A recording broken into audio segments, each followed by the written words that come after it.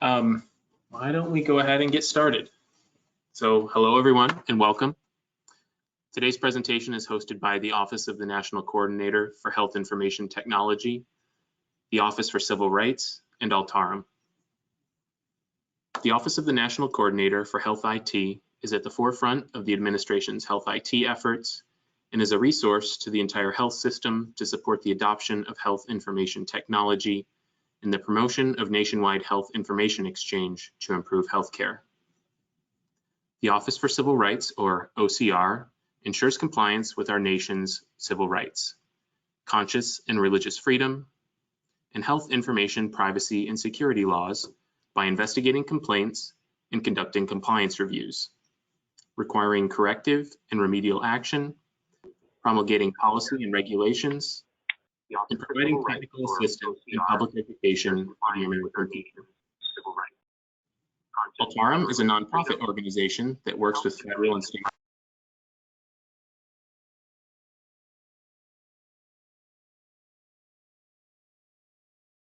And I'll be leading the presentation today. We also have Nick Heisters here from OCR, and he'll be available to help answer questions after the presentation. I want to note all attendees are muted, so if you have a question during the presentation, please use the question box in the GoToMeeting interface, and we'll respond to some questions during the presentation, and we'll get to some others in the feedback session afterwards as time allows.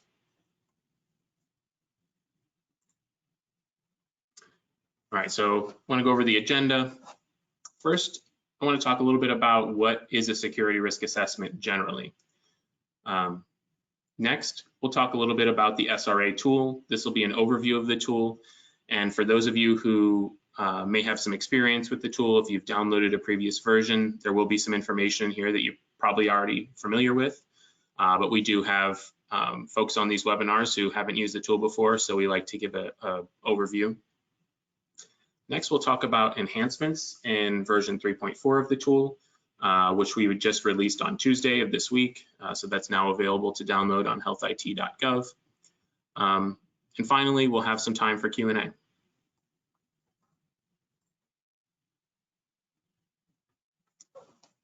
What is security risk assessment?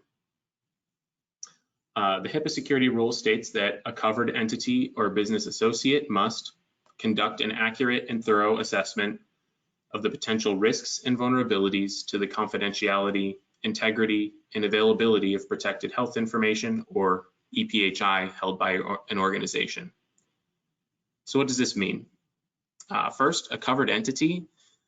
It's a health plan, it could be a healthcare clearinghouse, or a healthcare provider who transmits any information in electronic form in connection with a covered transaction. So this would include most healthcare providers, including doctors, clinics, hospitals, nursing homes, and pharmacies.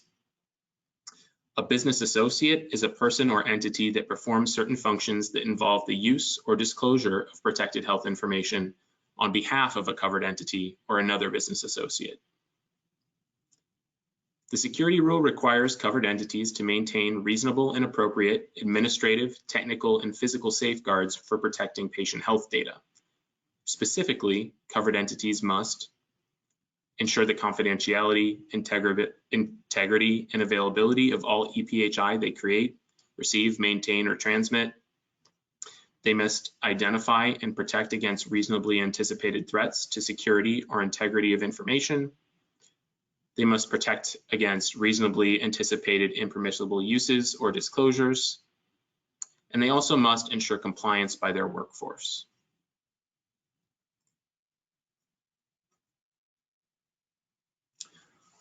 So I want to talk a little bit about risk analysis. Risk analysis is a component of security risk assessment, and it's an assessment of the risk and vulnerabilities to EPHI. So risk analysis means identifying all EPHI within your organization. So that's data that's created, received, transmitted, or maintained. Identifying external sources of EPHI. So these may be your vendors or consultants or people you do business with that have access to your patient data. And finally, identifying human, natural, and environmental threats to information systems that contain EPHI. So a lot of times when we're thinking about risk assessment, we're thinking about cybersecurity, things like hacking and technical vulnerabilities, but we also need to consider things like natural threats, fire, flood, other natural disasters that could put your patient data at risk.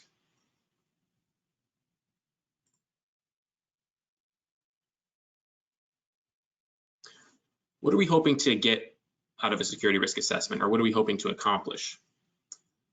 Organizations should use information gleaned from their assessment to implement security measures to design personnel screening processes, identify and strategize data backup, determine where and how encryption should be used, determine what authentication may be required, and to determine policies and procedures that may need to be created to or improved to protect patient data.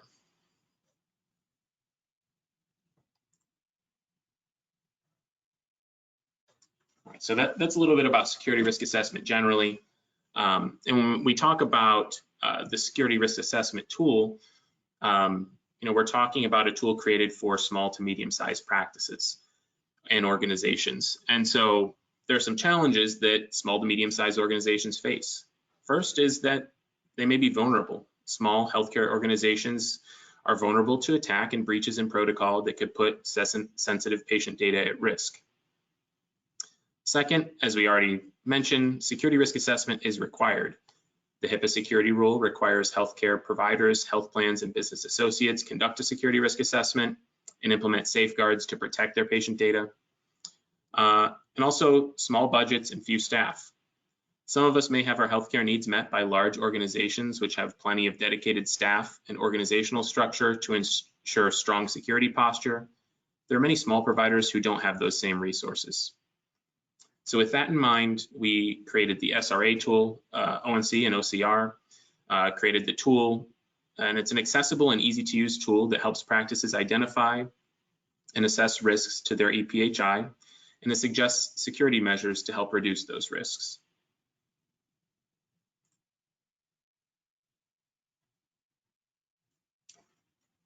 Let's take a closer look at the tool. This isn't going to be an in-depth discussion of every technical feature of the tool. This is really just a high-level overview. And if there's anything you'd like to learn about in more depth, feel free to put your question in the chat. If you put those in the chat during the presentation, we'll be able to review those afterwards and may address those in the Q&A.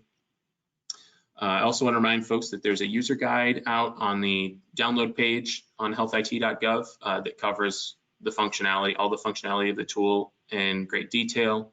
And then we do have some previous sessions that did go in a little bit more depth available on the ONC YouTube channel, so you might have some luck searching for those. I think there's one currently linked on the download page on healthit.gov.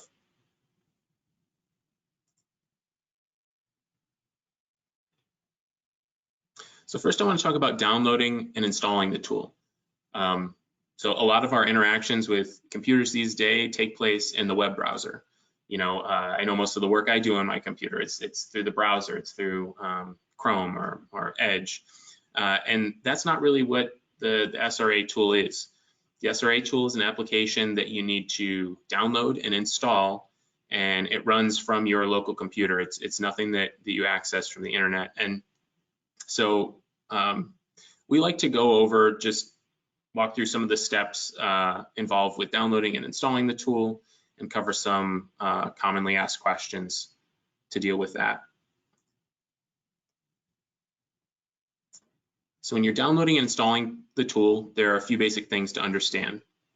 First, the SRA tool can be downloaded from healthit.gov. If you're interested in trying the tool, maybe we could distribute a link here. If you're searching for the SRA tool online, which is what I often do, make sure you're looking for links to healthit.gov. If you type in your search engine SRA tool, just make sure you're looking for results for healthit.gov, and that's the official website for ONC. The SRA tool is a desktop application that can only be installed on Windows computers. So that's any modern computer running Windows 10 or 11. It is supported on Windows 7 or 8. I think that slide hasn't been updated in a while. but it should be supported on all those versions of Windows. You'll need administrative rights on the machine to complete the installation. So if you don't have administrative rights on your computer, you may need some help from an administrator or your IT department to get the tool installed. And for users without access to Windows or who are otherwise unable to install the tool, we do have the SRA Tool XL workbook, and that may be a good alternative. And you can download that on healthit.gov, the same download page that's pictured here on the left. If you scroll down, you'll see a link to the Excel workbook, and that should work as long as you've got something that can open Excel files. So once you've downloaded, you've clicked the download link on healthit.gov, you've downloaded the installer. You'll need to double click and run that installer. It'll open up some windows that will walk you through the install process. You'll just have to click next a couple times. And once the installer successfully completes, you'll see a blue icon on your desktop, which is how you're going to access the SRA tool to use it.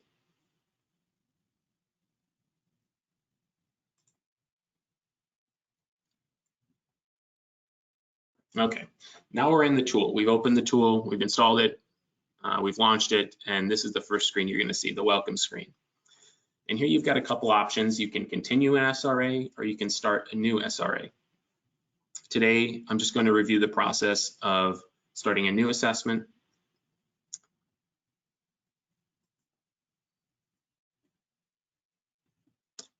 After you've clicked Start a New Assessment, you'll need to enter your name.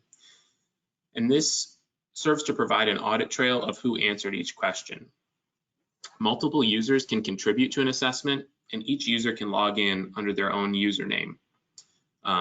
This isn't a password or credentials or security feature. This is really, and we'll go over it in the report section later, but when you get the reports from the tool, it'll provide details as to who answered each question.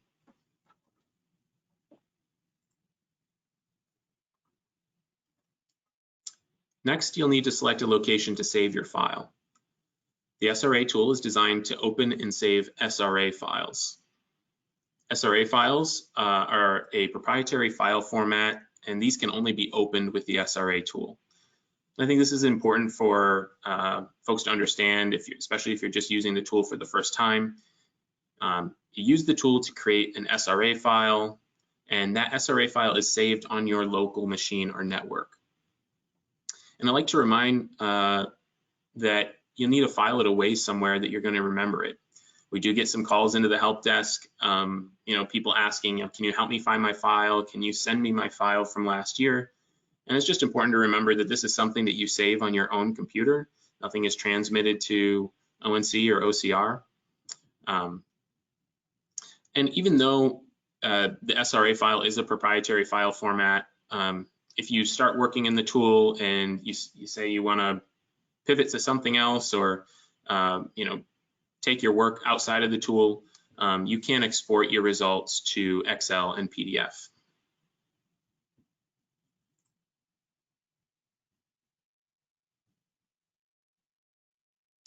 All right, so once you've logged in, you're going to get to the practice information section. And I want to cover this section just quickly on one slide. But this is the first section where you're asked to enter any information into the tool. And in this section, the tool is really trying to get users thinking about first, the physical locations of their practice or organization and points of contact for each. Your IT assets. So these are computers, network infrastructure, medical equipment, and other electronic hardware. And then also your vendors or business associates. So these are external organizations you do business with and may have access to your EPHI. The screens in this section provide basic inventory and relationship management. Some of these screens may be considered optional. For example, if your organization has an IT asset management solution outside the tool, it's perfectly acceptable to continue using that. I don't think you need to duplicate that work here. But it would be a good idea if you do have another asset management solution to try to get an export from that tool and include that along, store it and include it along with your SRA.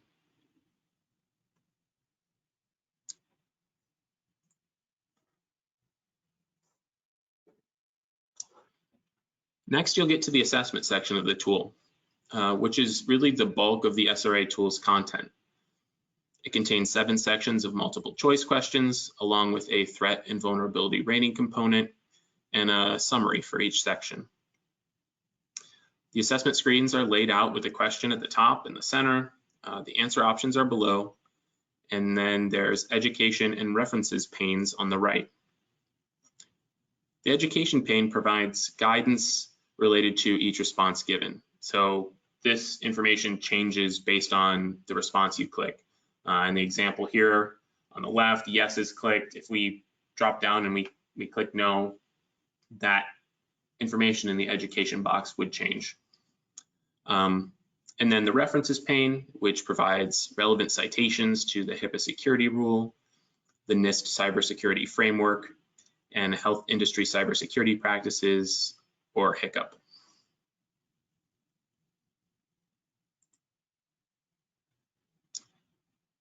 After you've completed the questionnaire portion of each assessment section, you're going to see the threats and vulnerabilities screens.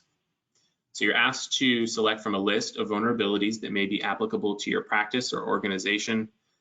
Each selected vulnerability comes with a set of related threats, and you're asked to rate the likelihood of these threats occurring and the impact they would have on your organization should they occur. So if we look here, the screenshot that's sort of behind, you'll see that there are several checkboxes checked. These are your vulnerabilities, and these vulnerabilities are related to the questions that you've just answered in the multiple choice section, multiple choice portion of the section, I should say. So, we've got a vulnerability selected here: inadequate risk awareness or failure to identify new weaknesses. So if you click next from this screen, you're going to get to this screen in the front, which is the threat rating screen. You'll see that same inadequate risk awareness or failure to identify new weaknesses is here. There's your vulnerability, and then underneath it, these are threats that are related to that vulnerability. And what we're asking is that you rate each one of these threats: low, medium, or high, likelihood of that happening at your practice, and low, medium, and high, what would be the impact to your practice should this happen?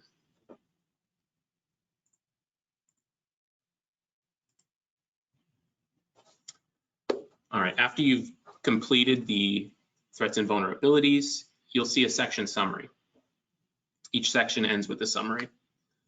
And the section summary shows each of the questions presented, your selected responses, and then the relevant education content. Questions here are divided into areas of success here on the left in blue, and areas for review on the right in red. Questions sorted into areas of success are those which represent an accurate and/or thorough assessment was completed and it aligns with industry best practices. Questions sorted into areas for review represent responses that could use improvement or need to be revisited in order to increase your security posture. As a reminder, questions that are sorted into the areas of success group, it doesn't necessarily indicate compliance with the HIPAA security rule, but rather that your organization is aligned with industry security standards and the recommended actions that can help you protect and safeguard your EPHI.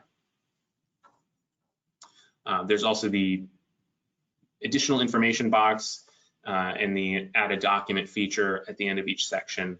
So you could, add comments about your performance there, or, attach relevant documents to that section.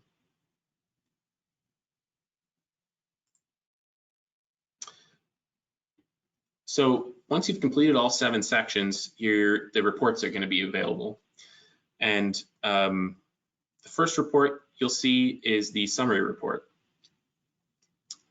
After all the sections are completed, the summary report becomes available. Actually, I think the summary report is available throughout your assessment. And here you'll see 3 graphics at the top of the screen.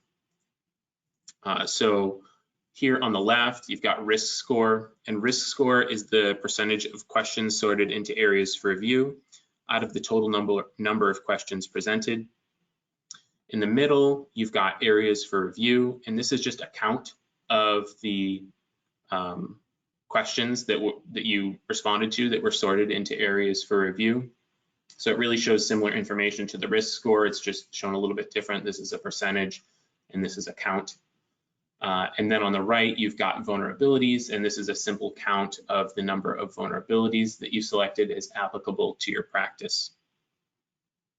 And then down below, you'll see these risk scores provided for each section. So this is similar to this up in the top left, but this is broken down by section. And this view gives you sort of an at-a-glance look at what areas might need the most attention.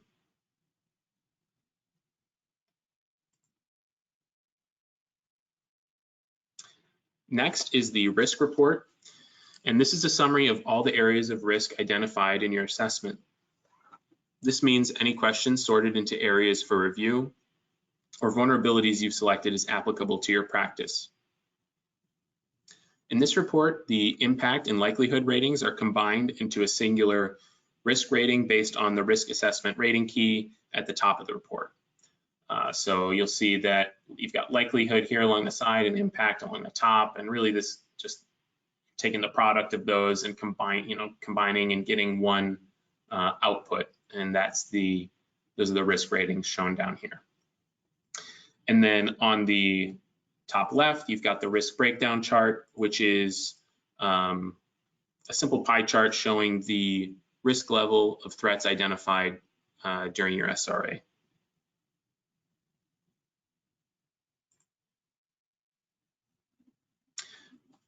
At the top of the risk report, that was dedicated to the vulnerabilities, and here we're looking at the bottom of the risk report, and this shows your areas for review.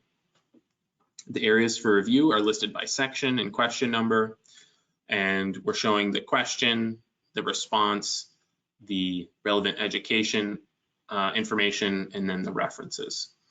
And this report can be exported to PDF, and you'll do that. You'll click the, this is kind of a familiar thing throughout the tool. There's a export button at the top right corner of a lot of these reports, and you'll just click that and you'll be able to save it to PDF.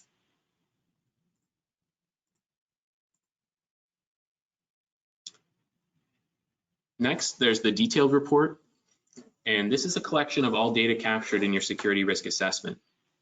So this is each question and response, all of your selected vulnerabilities and rated threats, all of the assets that you may have entered, your business associates, all of the notes that were captured. I don't think I actually went over this, but in the assessment section at the bottom of each of the multiple choice questions, you can enter your notes there. Those are on this report. And then each user who contributed, I was talking about the audit log when you log in here, each user who contributed to the assessment, their contribution will be shown here. So question 1 was answered by me.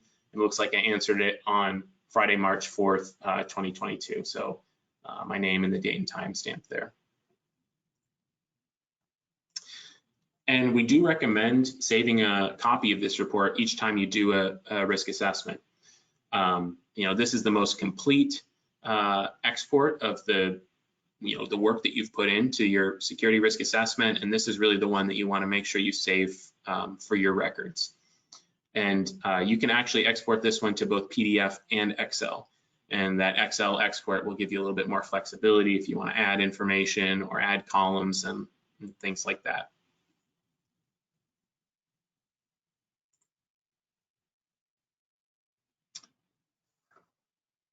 I want to talk a little bit about what you should expect when conducting a security risk assessment.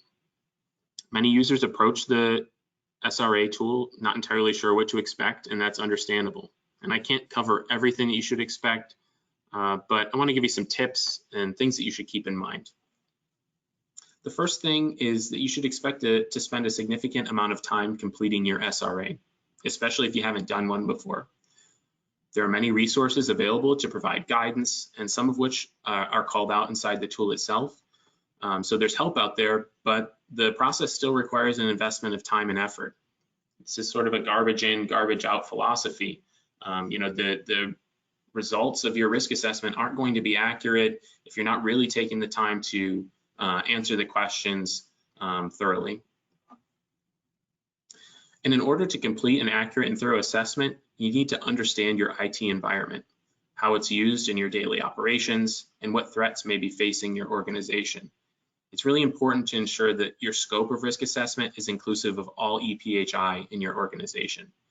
So what I'm saying here is really whoever is contributing to the risk assessment, whoever's conducting the security risk assessment in your organization, you have to make sure that they're someone who's really familiar with your IT assets, what is going on with your practice, so they can be inclusive of all EPHI and all risk surfaces in your organization.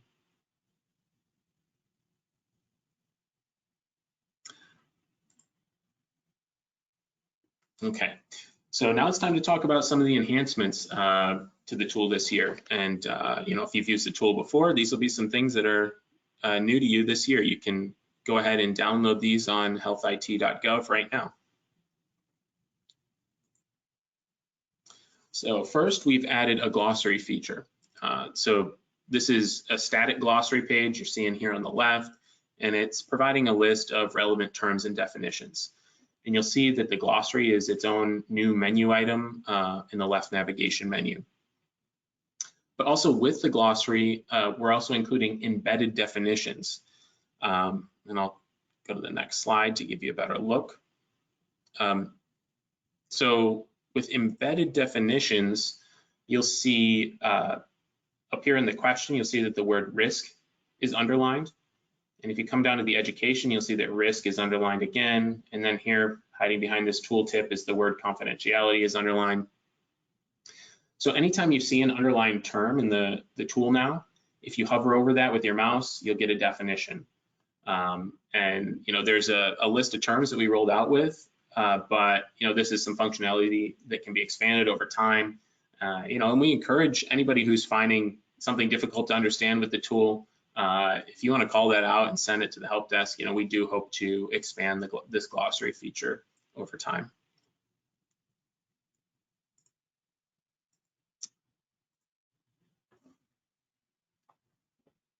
Next, we've got the remediation report. This is an additional report under the report section of the tool. So you see over on the left-hand menu, there's now 4 items under the report section.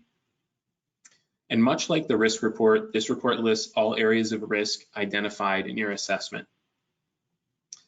And this is a space for users to document their response to areas of risk, and we're calling that remediation activities. So you might use this remediation activities to note changes in policy or procedure. If you look at the example here on the left, section 2, question 4, if your security officer is not involved in all policy and procedure updates, you might need to take action on that. You might need to update your policies to make sure that your security officer is included. So, in the remediation activities, you might make note of how you're going to do that, or what policies you're going to update, or who's responsible for that. And there's some other fields here. There's owner, so that is for assigning responsibility, who's going to make this corrective action. You've got due date, so you can put some time constraints on it. You want this completed by a certain date. There's the ability to link documents, so maybe you did update that policy, and you want to link that new updated policy here, you can do that. And then there's the date completed, so you can verify that this policy was updated and this remediation activity was completed. And a little bit different than some of the other parts of the tool, you'll need to navigate this remediation report once you're inside of it. There's the section selector here at the top. So you're going to see your areas for review by section, and you can click on a section individually or use these sort of chevron arrows to get between sections.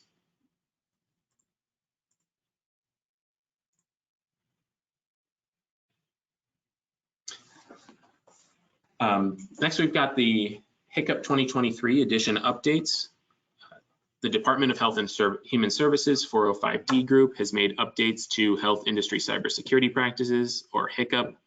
HICCUP references were added to the tool, I think, last year in version 3.3, and they provide cost-effective, industry-tested best practices to respond to threats. And we really think this is a good set of references to aid in your risk assessment and risk management process.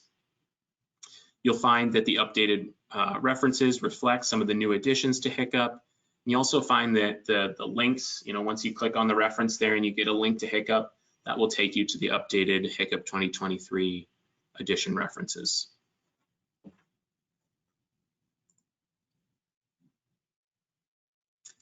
Content version warning.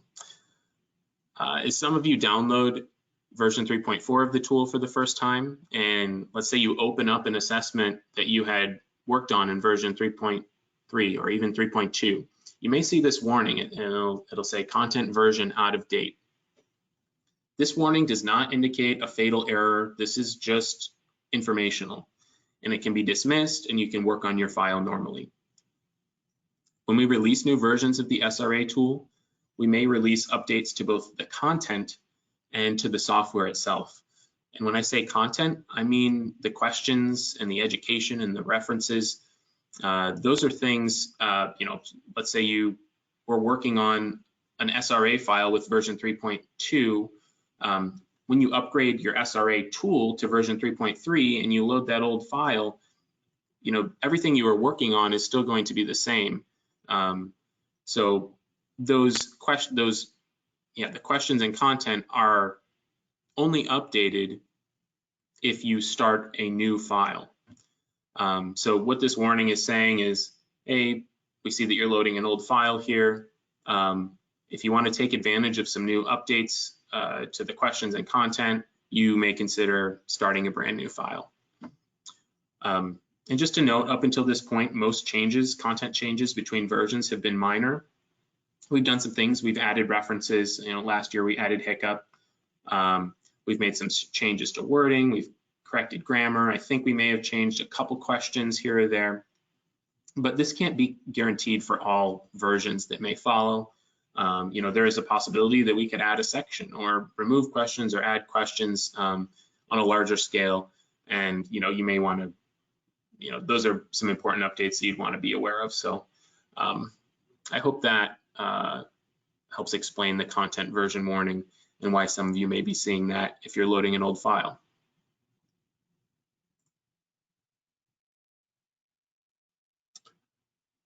And each year when we release updates, there are always several updates that can just be considered usability improvements. And I wanted to note a few of these here. The first one is you can now copy text out of the tool, which you actually couldn't really do before. And so if you're clicking on the education and references, you can now copy that text to your clipboard. And I think this is useful, if there's a HIPAA reference provided especially, and you want to do some investigation on that yourself, you can just click on that and copy it and enter it into a search engine and get some more information. Next, we made some changes to the PDF reports to make them more consistent and inclusive of more data captured in the tool, like the notes. So I don't think all of the notes were included in the tool or in the PDF exports before, and those are all included now. Next, we're pre-populating your file name when you're saving your SRA file. So this is just kind of us suggesting a naming convention where it's just SRA tool and then the current date. And we're just hoping this helps folks keep track of their assessments from year to year. So at least if you've lost it, there's a naming convention that you can use to search for your file.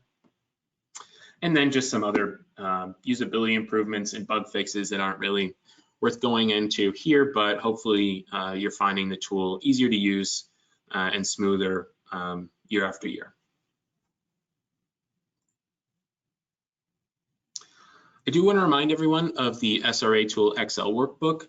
This is something that we introduced last year, and it's a set of interactive spreadsheets containing all of the questions and most of the content from the SRA Tool application. So that's all 7 multiple choice sections.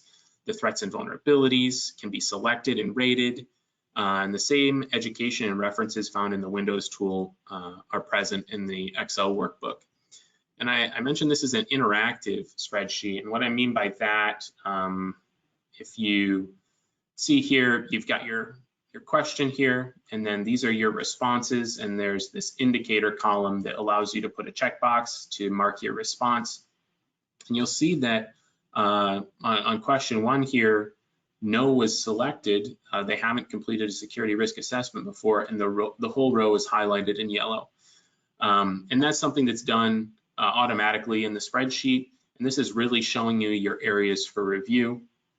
So it's the same functionality as the areas for review in the desktop application.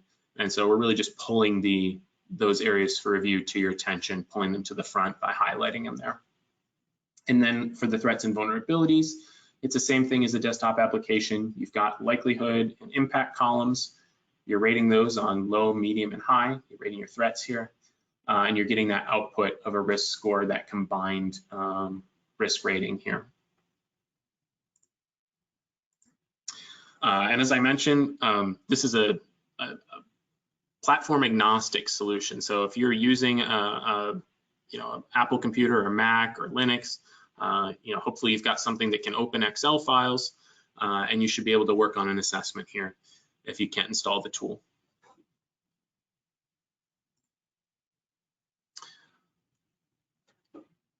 And we've got a bit of a disclaimer slide here. We just like to remind everyone that the SRA tool is only to assist an organization with its review and documentation of risk. And therefore, it's only as useful as the work that goes into performing and recording the risk assessment process. The HIPAA security rules risk analysis requirement specifies that organizations perform an accurate and thorough assessment of the potential risks and vulnerabilities to all of the EPHI an organization creates, receives, maintains, or transmits. For example, when responding to questions regarding passwords and authentication, you need to consider passwords and authentication throughout the whole organization. It's not just your Microsoft Active Directory or your password to log on to your computer, but it's all of your cloud apps, billing software, scheduling software, things like that. All of those need to be considered. All of your risk surfaces need to be considered when you're conducting a security risk assessment. The SRA tool may not address all risks relevant to your practice or organization, and the use of this tool does not mean your organization is compliant with the HIPAA security rule or other federal, state, local laws and regulations. So, the SRA tool is designed for small and medium-sized practices, and we tried to cover most of the things that small to medium-sized practices should be concerned with, but we couldn't cover everything. And so if risks are known but not addressed within the tool, they need to be documented outside of the tool, and they can be linked to your assessment using the Add a Document feature or any of the details or comments fields.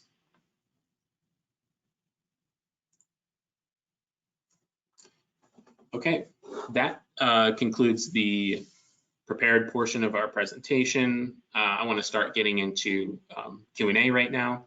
We do have some frequently asked questions here to start us off, but as you've been sending questions in during the presentation, we've been tracking those, and we're going to try to get some of those queued up for Nick and I to answer. But while we're doing that, I'll just address some of these here off the top. So first, how do I upgrade to the latest version of the SRA tool without starting over from scratch? The installer is designed to overwrite the previous version of the tool without issue. So if you've got version 3.3 right now and you're looking to upgrade to version 3.4, you can just download that installer and run it, and it will upgrade you, without you really having to do anything except install the new version. But when you install the new version, any files that you created with the previous version, those aren't going anywhere. They're safe. Upgrading from one version to another doesn't, disrupt any of the files that you may have already worked on. But however, if you continue to work on those older files, like we mentioned with the content version warning, you may miss on some content updates, like I mentioned, those hiccup updates this year. Next is, how do I update the audit date displayed in the detailed report? So this is one we get questions from the help desk quite consistently on. Folks are concerned when they have their detailed report, and let's say they started their first security risk assessment with the tool a year or two ago. And they've been reviewing that risk assessment since then. And they're reviewing all the questions and everything is still accurate, but they haven't actually made any changes to their responses. And just a note on how the tool works, that the date that's recorded, that audit date, is reflective of the first time a question was answered. And that audit date is not going to change unless the answer changes. So, what I like to tell folks with this concern is that, we recommend you save your new file, put the date in the file name. You're attesting when you complete your SRA, you're attesting that all of this information is still accurate. I completed this this revision of my security risk assessment in September of 2023, and you're saving it with that date, and that's your honest sort of attestation that you reviewed everything.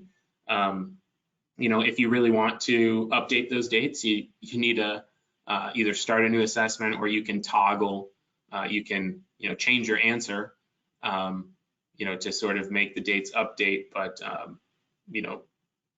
I think really just marking your file name with the date should be sufficient.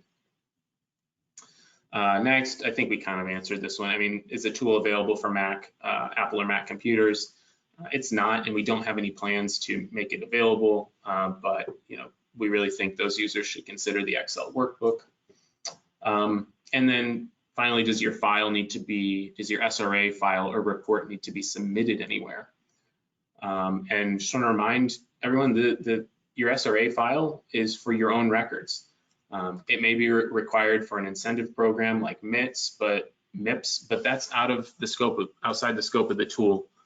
You don't need to submit anything to ONC or OCR. You complete your SRA for your own records.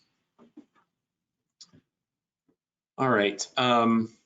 So I think we can take some questions from chat now. I haven't got a chance to look. Yeah, Brian, I can kind of bring you up to speed.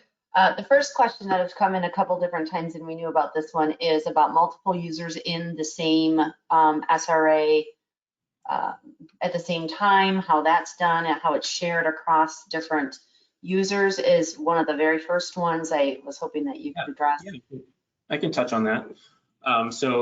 The SRA tool does support multiple users. Like I said, you may have multiple people contributing to your risk assessment, and that may make sense in a lot of organizations, but you can't log into the tool at the same time. So you need to take turns. You're kind of either passing the file, your SRA file, back and forth, or you're saving your SRA file on a network share or something like SharePoint or a cloud storage, something like that. And you're logging in one at a time. You can log in with your own username. Anybody who's logged in can modify any of the questions, so you can overwrite what somebody else had in there. But really whoever answered the question or whoever changed the answer to the question last, though, they're going to be who shows up in that audit log. So I hope that answers the question. Yeah, you're not logging at the same time. You're not working on the same assessment at the exact same time. You're taking turns. Do we have any others like that? There's a question about opening previous year's assessments when you've used when you're doing the updated version. Yeah, I mean, so everything is backwards compatible with the tool. Everything since version 3.0 you can update. So if you have an older assessment, you'll be able to get into it. Now, if you have something as old as 3.0, it's probably best that you start a new file. And like I mentioned with the content version, you'll want to start a new file to pick up some of the updates that we've made to the questions and content throughout the years. So yeah, we're always going to try to maintain backwards compatibility, but we do recommend that you start a new file from time to time so that you can make sure that you're staying up to date.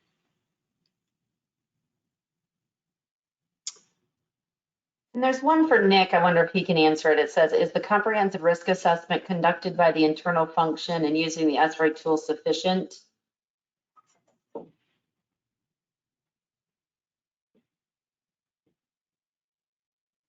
So Oh, there we go. Okay, thank you. A little double mute going on there. So hopefully folks can hear me. So for the comprehensive risk assessment, I think I just wanted to maybe kind of echo some of the things that that Ryan has already said about the requirements of the risk analysis portion of the security rule, which states that that the risk analysis be a accurate and thorough assessment of potential risks and vulnerabilities to the confidentiality, integrity, and availability of the EPHI held by the business associate or covered entity. And the key word there is accurate and thorough, and comprehensive is a synonym for thorough. And those are kind of the crux of what OCR is looking for from a compliance standpoint. So it's not it's evidence that the entities have done this in an accurate and thorough manner, that they have identified and assessed the risks to EPHI, which is a greater universe than risks to devices that contain EPHI. So the risks to all EPHI, the organization creates, receives, maintains, and transmits. And there are multiple touch points within the SRA tool to help entities demonstrate that the assessment that has been undertaken has been accurate and thorough. As I think Ryan pointed out, in various points within the assessment, there were opportunities to include information in free text form boxes. So those boxes are there to for one point, to be able to further document that the process that the entity went into for assessing risk in a particular area was done in an accurate and thorough manner throughout the organization. So I'll give an example of the risks of maybe a threat actor from outside the organization being able to bypass or otherwise subvert an entity's authentication schemes, authentication controls to gain access into their environment, potentially escalate privileges, and do all kinds of nasty things. Exfiltrate EPHI, delete backup files, deploy malware, ransomware. This is the fairly common scenario that happens for cyber attacks again and again, and it's the common scenario that OCR sees a lot in reported breaches and into what was a successful cyber attack. So an example I'm thinking of is those weaknesses in authentication. So we had a cybersecurity newsletter about authentication in late June, and it kind of went over this and how the risk analysis process should in order to be accurate and thorough, it should identify what those touch points are for authentication, so that you can identify what those risk profiles are in those touch points, because it could be different. So you may have a different risk profile for someone sitting at the front desk of a clinic versus a doctor or a specialist or anybody coming in remotely into the EHR system, remotely into some kind of remote Office 365 or email system, or having IT folks come in and being able to escalate their privileges for doing some kind of work, for having administrative users, whether it be administrative users in Active Directory, SA users in the SQL database, root users in your Linux or Unix environments. So all of these different touch points that require authentication presents a risk. and that risk needs to be identified, it needs to be assessed, and it needs to be properly mitigated as part of a risk management process. So the free text boxes offer an opportunity for where there are questions around authentication to identify those touch points, to identify how, what those risk profiles were, so that the entity can demonstrate the assessment that went into an aggregate risk profile for authentication within the organization, if that is the ultimate assessment that's made. As Ryan also stated, there's also opportunities for attaching documents to the SRA tool. So if there are multiple needs for being able to properly demonstrate and document that comprehensive assessment of risks in various areas, if the free text boxes aren't enough to do that, then linking those documents, doing some type of supplementary documentation, that is an option that's available, and linking those to the SRA tool is an option, and that's what what OCR is looking for. It's OCR, when we ask for a risk analysis, a lot of times we get some kind of executive summary or board of directors PowerPoint presentation, or something else that indicates cybersecurity risk in the organization, but one or two paragraphs or a few lines does not demonstrate to OCR that the work that went into those couple of paragraphs, that demonstrates that the risk analysis that the security rule requires was done in an accurate and thorough manner throughout the organization. So that's what needs to be demonstrated to OCR, to understand that the risk analysis was done correctly, the organization understands the risk to EPHI, so they can take appropriate actions to mitigate those risks, so that they can that can help inform their decisions on appropriate on ways to implement the security measures of the security rule in an appropriate manner to reduce those different risk areas. Someone that I responded to in a question in the chat asked about the inventory. The SRA tool has a built-in inventory, so that's a good feature, especially for smaller practices that may not have an inventory. It's just something that they can use to help them out in that process. But as far as the question goes about what's the definition for the inventory, what's it mean about creating, receiving, transmitting EPHI, I referred in my response, you can see that in the chat, to OCR's cybersecurity newsletter about the inventory. So it talks about the importance of an inventory, how it's very difficult to have an accurate and thorough risk analysis, and then subsequently an effective risk management process if you don't understand your environment. And we see that all the time at OCR through investigations, through breaches and cyber attacks, where what led to a breach or what contributed to a breach being worse was the exploitation of some piece of equipment, of some weakness in security that was overlooked. It was overlooked because people didn't understand their environment.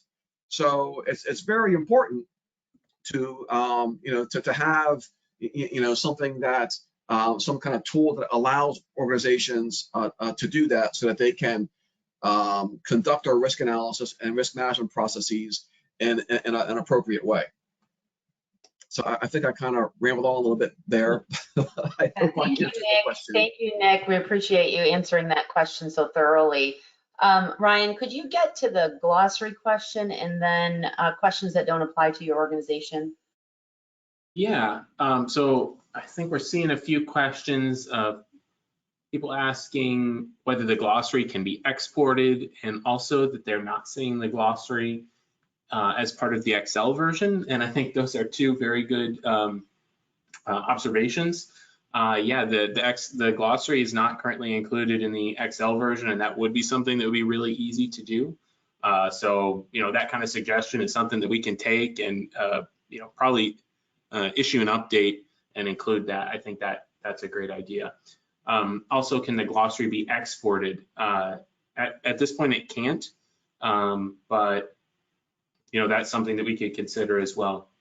So those are good questions. Maybe we could get to one more. Let's see. Can you talk to the small to medium size numbers? We're getting some questions about what that exactly is. I mean, I feel like that's probably more of a Nick question. Yeah, do we have, when we say small to medium sized practice, what does that mean? And I think this has been a tough one throughout the years. It's been difficult to define exactly what that means. I mean, Nick, do you have a sort of, I don't know, 1 or 2 minute answer on that one, since we're kind of up against the end of the hour? Yeah, I mean, I think that there is some history behind that, and I don't have exact language in front of me. The SRA tool, I believe it originated from part of the meaningful use program to help small practices that were eligible for that meaningful use program to incentivize the use of EHRs. So there may have been some definitions associated with that program and the SRA tool originally, and I just don't have that in front of me to be able to provide an exact answer. Okay. We only got a couple minutes here. There was one more that I saw. Somebody was asking about, the ability to autosave, and also pointing out that, it's the SRA tool is sort of difficult to navigate. And this is great feedback, and this is the kind of stuff that we like to hear, because, we're planning on additional enhancements to the tool this year. But I think autosave is definitely something that we could consider if that's something that would be helpful. And, we do understand that it is a little bit difficult to navigate back to specific questions. We have made some improvements on that over the years, but, I just want to encourage that kind of feedback, and if we go to the next slide here, if we didn't get to your question, if you have still have a question, or if you still have feedback you want to get to us, there are a couple ways that you can contact us. There's this SRA help desk, direct email, srahelpdesk@altarum.org. You can get this in the slides. Also, the Health IT feedback form on healthit.gov. There's a link to it there. If you download the slides, you can get that, and that's also another avenue to get feedback to us. So we are at 4 o'clock right now on the East Coast, and I just want to thank everybody for joining. We hope that you go download the new tool and you give us feedback. Yeah, thanks everybody. Have a nice day.